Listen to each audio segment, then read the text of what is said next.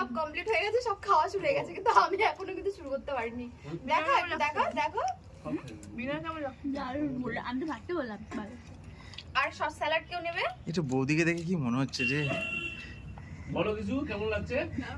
হ্যাঁ, কার মামলা এটা? কার মামলা?